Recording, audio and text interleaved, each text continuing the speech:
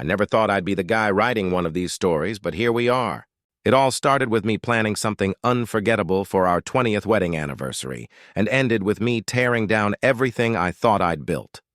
Not with rage, not with screaming, but piece by piece in silence. 2 decades married. 20 years together. By then, you'd think a couple either has something solid or they're just 2 people sharing a roof. I wanted us to be the first kind, the real deal.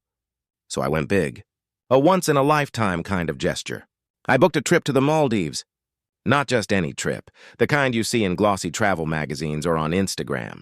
A villa on stilts over crystal water, white sand stretching for miles, sunsets that make you believe in magic again.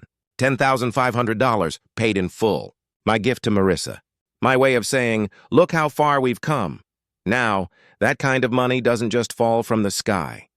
I'm a structural engineer. Sounds impressive, but in reality, it's hours of numbers, stress tests, late nights. I picked up every overtime shift I could. While my friends were out watching games, I was hunched over a laptop with cold takeout, checking calculations. Also, Marissa could sip cocktails under the sun and maybe, just maybe, remember that I was still the man who loved her. That was the picture in my head. We have 2 kids. Carl, 16, a gamer through and through. If the world ended tomorrow, he'd survive as long as the Wi-Fi stayed on. Then there's Lucy, 19, and glued to her mother's side like they were a packaged deal. If Marissa sneezed, Lucy had tissues in hand before I even noticed. For years, I thought it was sweet. Lately, it felt like I'd become the outsider in my own family. And Marissa? Somewhere along the way, she stopped being my partner and started being my roommate. Always on her phone, smiling at some unseen joke, brushing me off with excuses about work or her photography studio. I wanted to believe it. For a while, I did. But you know when a story feels too polished, too rehearsed. My gut started whispering, and one night I listened. She was in the shower. Her phone sat on the nightstand, buzzing nonstop like it had overdosed on caffeine. I picked it up. And there it was. Message after message from Jordan. That Jordan. The college fling. The guy she swore was ancient history. Turns out history was alive and well. These weren't harmless check-ins. These were full-blown plans. Can't wait to see the Maldives with you. Like old times, but better. My chest went tight. I could hear my heartbeat in my ears, but I didn't explode. I didn't storm into the bathroom waving her phone like evidence in court. Instead, I sat down. I read every message, scrolled back through weeks, maybe months. I pieced the whole thing together, and the calmer I got, the clearer it all became. This wasn't just Marissa. Lucy was in on it, too. Messages between them about keeping Dad off your back and don't mention Jordan. My wife of 20 years, planning our anniversary trip with her ex. My daughter, covering for her, and me, I was nothing more than the ATM funding it. Most men would have snapped. I get it. But I refused to give them the satisfaction. They wanted a show, rage, tears, drama. I wasn't about to play that role. So when Marissa came out of the shower wrapped in a towel, smiling like she hadn't just detonated my life, I asked about dinner. I joked about the dog snoring louder than Carl's headset. I was ice, calm, controlled. Because here's the thing. I'm an engineer. My whole career is about making sure structures don't collapse under pressure. And when a beam goes rotten, you don't rip it out with your bare hands. You bring in the right tools, the right timing. You dismantle the structure piece by piece until nothing is left standing. That's exactly what I planned to do. So while Marissa was busy daydreaming about her romantic escape with Jordan, I was running calculations of my own, screenshots, bank records, calendar entries, quietly moving money around, pawns sliding across the board one by one. She thought she was slick. She had no idea she was playing against someone who designed skyscrapers for fun. Carl was still clueless, yelling into his headset at strangers online. I didn't bring him into it. Not yet. But I knew the day would come when he'd need to see the truth. And when that day arrived, I wanted him to know his father didn't crumble. He rebuilt, so yeah, that's where it began. Me, the clueless husband, booking a dream trip for our 20th anniversary. My wife and daughter plotting to hand my ticket to her ex. They thought I'd roll over. They thought I'd accept it. But they underestimated me. I wasn't just their wallet. I wasn't their fool.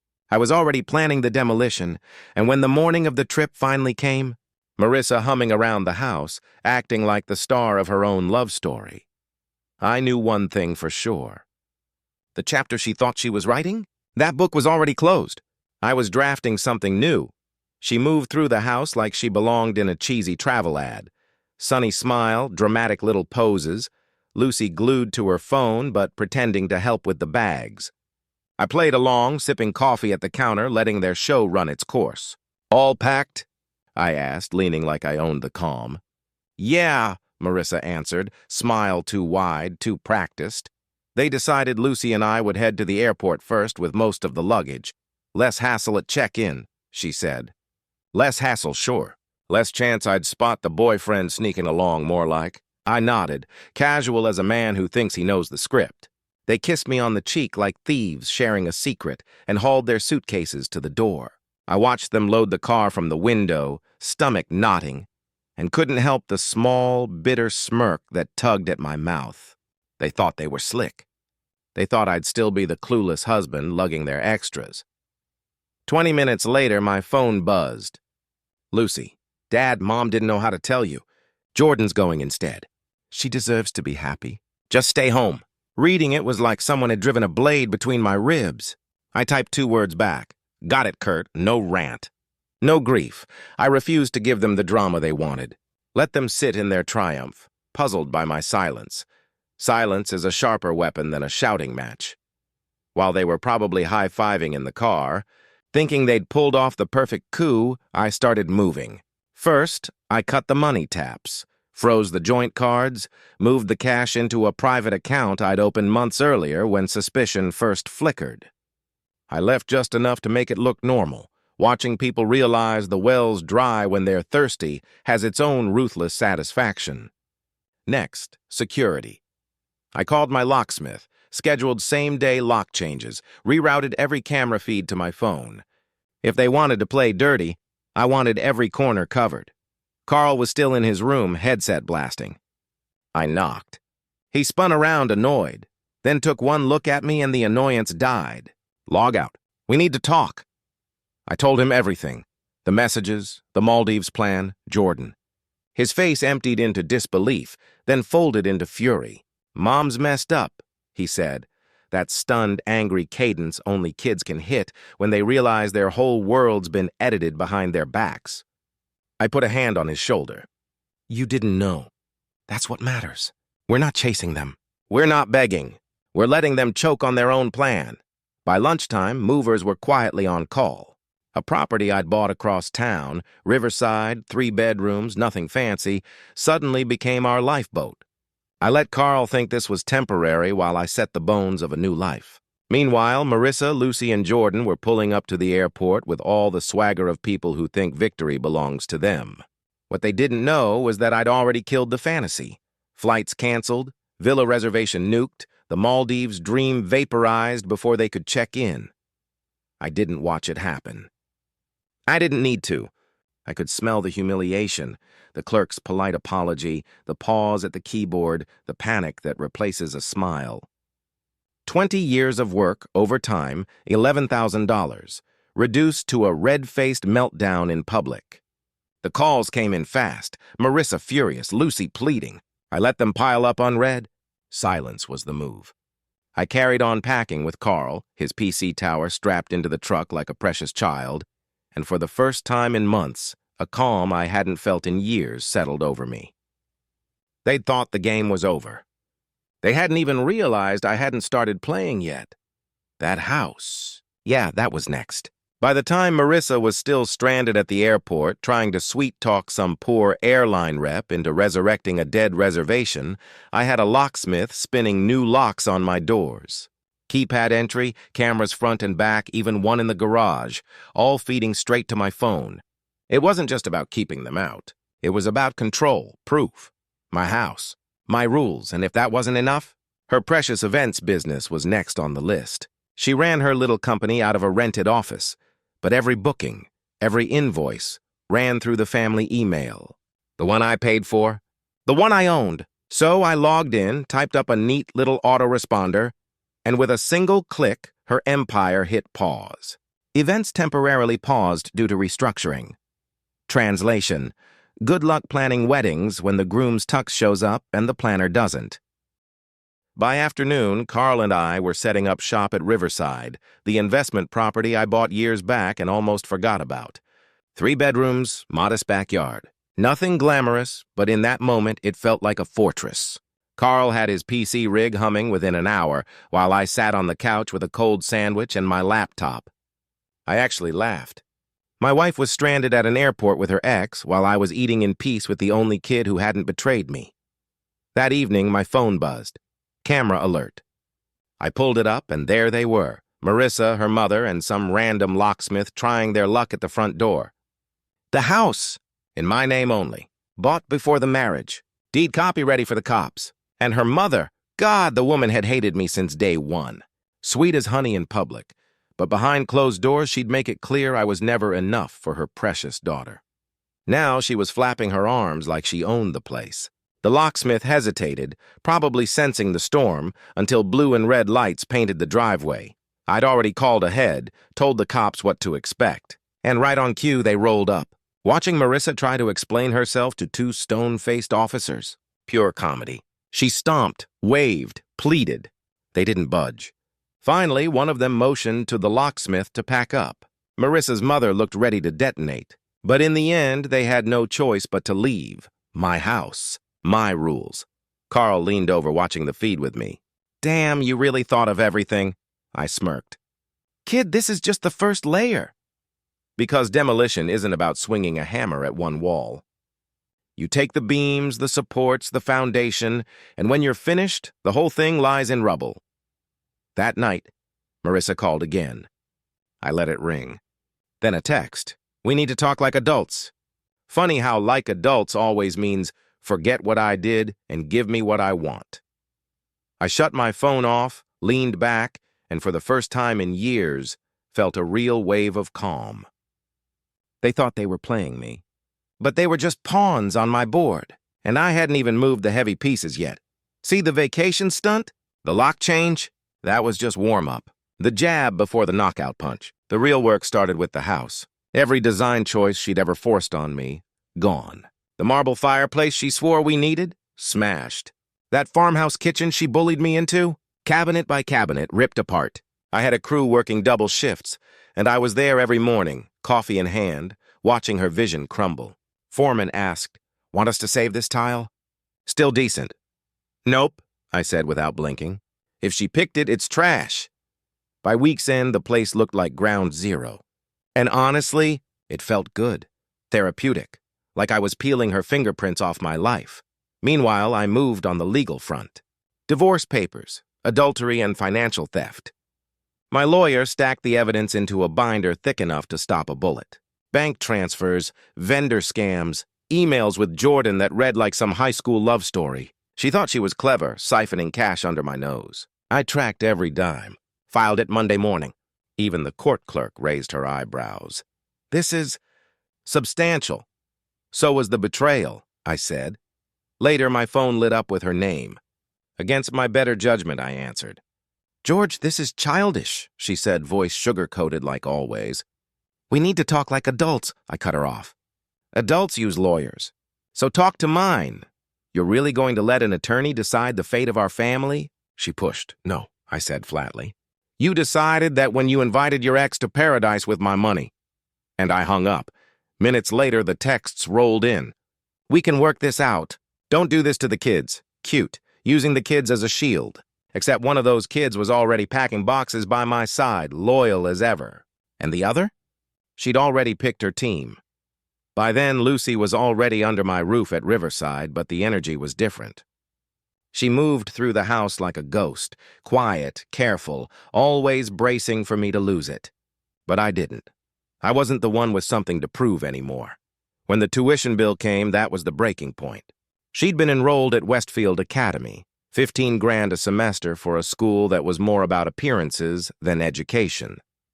It was her mother's prized trophy, the ultimate Instagram brag. Look at my daughter, she's elite. But to me, it was a money pit, bought with loyalty I hadn't received. So I pulled the plug, canceled the check, called the school myself, and told them Lucy was transferring to state. Her scholarship still applied there, so she wasn't losing her future. But the luxury dorms, the prestige, the shiny badge of Westfield, gone. When I broke the news, she erupted. "You can't just take that from me. I worked so hard, those words hit me sideways." "Worked hard?" I stared at her, steady, letting the weight hang in the air.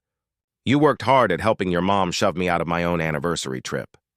You knew she was draining the accounts, and you still thought I'd bankroll your dream school?" Her face flushed deep red, her voice rising. "It's not fair. I didn't raise mine. I didn't have to. Fair ended the second you picked sides." My tone was calm, almost surgical. And in that moment, she knew it. This wasn't her father lashing out. This was a man setting boundaries that had been ignored too long. She went quiet, shoulders slumped, chewing on her lip. The silence between us said everything. She was finally realizing this wasn't temporary. This wasn't Dad's tantrum. This was permanent. A line drawn in stone. Meanwhile, Marissa was unraveling. What started as angry voicemails had quickly turned into desperate legal letters. Her lawyer leaned hard into the sympathy narrative. The poor, neglected wife married to a cold, distant workaholic. The script practically wrote itself. He never gave me affection, so I had no choice but to find it elsewhere. Cute story, but I didn't walk into mediation begging for pity. I walked in with proof, not just proof of her affair, though I had that in spades, but bank transfers, shady invoices, emails mapping out her Seattle escape with Jordan. My lawyer laid them out like blueprints, precise and undeniable. The opposing attorney's face drained of color as each page turned. They'd come in with a fairy tale. They left with documentation of fraud. So Marissa pivoted. If she couldn't play the victim of neglect, she'd paint me as the villain. "George is controlling. Emotionally abusive," her lawyer claimed. I didn't even flinch. Courts sometimes eat that narrative alive, but I leaned straight into it. "Evaluate me," I told the judge. "Evaluate both of us. I've got nothing to hide." The timing of her sudden therapy notes was laughable. Records that just happened to start the exact month she began funneling cash out of our accounts. Convenient, right? The judge wasn't impressed. When you're calm, when you're steady, when you've done your homework, people notice. I wasn't throwing accusations. I was laying out evidence like an engineer with schematics. Cold, logical, undeniable. And as for Jordan, Mr. Photographer Extraordinaire, word travels fast in my industry. Clients don't like drama. They don't like hiring a guy who can't keep his personal life from imploding. All I did was share the truth. Timelines, emails, quiet nudges to the right ears. His contracts dried up overnight. The high-paying gigs evaporated. Last I checked, he was stuck begging for headshot work, scrambling for scraps from small firms. Karma, maybe? Consequence? Definitely. Back at Riverside, the tension with Lucy lingered. She'd moved in, but she was still sulking, moving through each day like she was waiting for the ground to stop shaking. But I wasn't done laying foundations. When I took Westfield away, she saw it as punishment. What she didn't understand, what she couldn't yet see, was that I was ripping her free from her mother's illusions. That school, that lifestyle, it was never about her. It was about Marissa's image. And sitting across from her at that kitchen table, watching the tears pool in her eyes, I realized she was finally starting to see it too. This wasn't me being cruel. This was me being honest. For the first time in years, my house had rules. My family had boundaries. And I was the one drawing the blueprints, no rescue boats, no second chances. Just a bridge burned, collapsing into the water behind us. And Lucy? She was finally standing on my side of the shore. Carl smirked when Lucy stormed off. He could see what she couldn't. I wasn't wrong. And just when I thought the week couldn't get any stranger, Jordan reached out.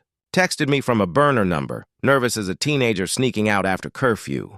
"We need to talk. Just us." Against my better judgment, I agreed. Met him at a downtown coffee shop. He looked wrecked, hair greasy, suit wrinkled, like he'd been sleeping in it for days. Bags under his eyes, hands twitching on the table. He tried to start soft. "George, listen. I'm sorry. The trip with Marissa, it wasn't supposed to go down like that." I leaned back, arms crossed. "Enlighten me. What's the proper way to stab a man in the back? Balloons and confetti?" He flinched. Tried to explain. Said Marissa told him I was cold, distant, that our marriage was already dead. That he believed her. I cut him off. You knew she was married. You knew I existed. You played along because it benefited you. Don't stand here acting like you were duped. His jaw tightened. He shifted, tried another angle. She manipulated both of us. I sipped my coffee, calm as stone. Maybe, but I'm not the one crying over lost contracts, crawling back to the husband I betrayed. That's you, and that was it. He asked what I wanted from him. I told him the truth. Nothing. You're irrelevant. I tossed a 5 on the table, left him sitting there looking like he'd swallowed a live grenade. Back at Riverside, Marissa's world was crumbling too. Her business had run on reputation, brides, corporate clients, social circles. Once word spread, she was on pause. Those contracts started vanishing faster than Jordan's gigs. Add in the fact that her equipment and records were tied up as marital assets, and she had nothing left to deliver. That night she called me, voice trembling. George, please. You're destroying everything I built, I chuckled. No, Marissa. You destroyed it yourself. I'm just clearing the wreckage. She broke down sobbing, the kind of tears meant to tug at heartstrings. But mine were cut clean. Courts will see how ruthless you are, she choked. Courts respect receipts, I said flatly. Something you never thought about while you drained our accounts. Then I hung up. And for the first time in years, I felt clarity. See, most men in my shoes fold. They get emotional, they beg, they forgive just to keep the family together, not me. I wasn't going to bankroll my wife and her side piece while they built their new life. I wasn't the sap who grovels. I was the man pulling the plug, letting the whole fake castle collapse. And Marissa, she wasn't done swinging. Instead of accepting the loss, she went for character assassination. Out of nowhere, my firm's HR called, an anonymous complaint claiming I'd been inappropriate during a guest lecture. I almost laughed. I don't even do closed-door meetings with students. Every session was in an open lounge, staff walking by every 5 minutes. I gave HR my schedules, attendance sheets, even names of the staff who were there. They buried it in days. Next came the blurry hotel photos. Me leaving with some woman they wanted to paint as a mistress. Only problem? That woman was Eleanor, a project manager from Denver. We'd been at a client breakfast, documented, signed, logged, witnessed by half the firm. Hotel footage backed it up. Another pathetic attempt. Another fail. That's the difference between me and Marissa. She played messy. I played documented. Meanwhile, Jordan finally realized how deep the hole went. Contracts dried up. Clients ghosted. His name was whispered in boardrooms with words like toxic and unreliable. One afternoon, he texted me, I'm leaving. Going back to Seattle. This isn't worth it. I didn't reply. Didn't need to. The man was already drowning. Marissa didn't take it so well. Without her shiny knight and vintage glasses, she cracked. Word spread she'd had a panic attack in the middle of a coffee shop. A week later, she was in the hospital. Chest pains, hyperventilating, the whole 9 yards. Her best friend Natalie called me, whispering like she was delivering soap opera updates. She's asking for you, George. She says she needs to see you. Curiosity got the better of me. So I went. There she was in a private room, pale, frail, hooked up to monitors. Nothing like the woman who once strutted around telling me she deserved more. The second she saw me, tears streamed down her face. You came? She whispered. Yeah, I said, standing at the foot of her bed. Why? Her lip trembled. I stared at her steady. She broke before I even spoke. Because I can't do this anymore. You've destroyed everything. I raised an eyebrow. Destroyed everything? No, she destroyed it. The business she built on stolen money. The house she schemed to sell behind my back. The marriage she torched the moment she invited her ex to our anniversary trip. She sobbed like the weight had finally hit her. I regret it. I just want it to end. I leaned in, voice steady, calm. Regret isn't repentance, Marissa. Regret is being upset you got caught. Repentance is owning it, admitting you were wrong and living with the consequences. And you're not there. You're just scared because the fallout finally landed on your lap. Her eyes were wet, desperate. So that's it? 20 years and you feel nothing? I shrugged. Respect lasts longer than love. You burned both. Now I'm just enforcing the math. And I walked out, nurses staring at me like I was heartless. But that room wasn't a reunion. It was a courtroom. And she had just confessed without realizing it. Back home, Carl was waiting at the door, half proud, half worried. "So, you forgive her?" he asked. I shook my head. "Forgiveness is for people who take responsibility. She's not there. Don't let crocodile tears fool you." He nodded, slow but certain. "Honestly, Dad, I respect you more every day. Most guys would have folded." I gave him a half smile. Folding isn't in the blueprint. Lucy, though, she was a mess. Watching her mother crumble, her ex-stepdad bail, and me stand taller than ever, it broke her. One night, she cornered me at the kitchen table. "Dad, can't you just stop?" "She's broken. Isn't that enough?" I didn't raise my voice, didn't even look up from my laptop. "The day I stop holding people accountable is the day you stop respecting me. If you want me to be that man, go live with your mom." She didn't answer. Just sat there in silence, realizing this wasn't some game with a reset button. Meanwhile, I sold the house. Mid-renovation, stripped down, a blank canvas, and it still went above asking. The court gave me full control with every dollar locked in escrow until the divorce. Cash buyer, clean deal done. And just like that, the home she planned to use as her launch pad with Jordan, gone, erased. Every design choice, every memory she forced into it, obliterated. By the time her lawyer called, begging for mediation, I almost felt bad. Almost. Instead, I told him my terms are already generous. She takes them or she walks away with nothing but her clothes. Silence on the line. He knew I wasn't bluffing. The final round came in court. My lawyer walked in with a binder thick as a brick. Marissa's side shuffled papers, hoping for magic. But judges don't care about theatrics. They care about facts. And facts were my specialty. Turns out, Marissa and Jordan had been funneling money into an offshore account. I'd suspected 30 grand. Discovery exposed 97. Every dollar traced, every receipt clean, like dots in a coloring book. And when the judge saw it, her whole story collapsed. She wasn't the neglected wife anymore. She was the fraud, the liar. The one stealing from her own husband while planning a tropical love story. Months later, the ruling came down. She walked away with scraps, 15% after sanctions. The house was gone. The accounts frozen. Her little wedding business circling the drain. Jordan's reputation tanked with hers. Their Maldives fantasy had become an industry punchline. After the dust settled, Marissa asked to meet one last time. Against my better judgment, I agreed. She sat across from me in a quiet cafe, smaller than I'd ever seen her. "George, I don't even recognize myself anymore. Can't we put this behind us?" I leaned forward, steady. "Forgiveness is for equals. And you're not on my level anymore." The words cut deeper than any verdict. I stood, dropped a 10 on the table, and walked out without looking back. That chapter closed. Life after was simpler, cleaner. Work promoted me to lead the division I'd been chasing for years. The same job they once thought I couldn't handle because my personal life was a mess.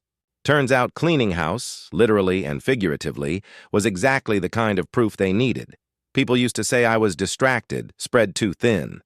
But after everything, people saw me differently, saw clarity, saw steel. Funny thing is, when you stop shaking, when you stand unmovable, people lean in. They trust you more. Carl did.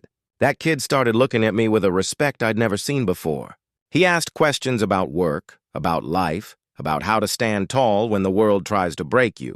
For the first time, I wasn't just raising a teenager with a headset glued to his ears. I was raising a man, Lucy. She was harder. She stayed close to her mom, carried guilt like a shadow. I didn't chase her. Didn't bargain for her loyalty. Love that's begged for doesn't last. Respect that's earned. She'll find her way when she's ready. And me? I wasn't bitter. I wasn't broken. I was clear. And clarity, it isn't gentle. It's sharp, like a blueprint cut into steel. You see the lines, the angles, the foundation. You know exactly what you're building and what you'll never let collapse again. Marissa thought that Maldives trip was my ending. Thought she'd cash me out, humiliate me, replace me with someone who could never stand in my shoes. But she got it wrong. I wasn't the wallet. I wasn't the doormat. I was the demolition crew. And from the rubble, I rebuilt. Stronger, sharper, on my terms.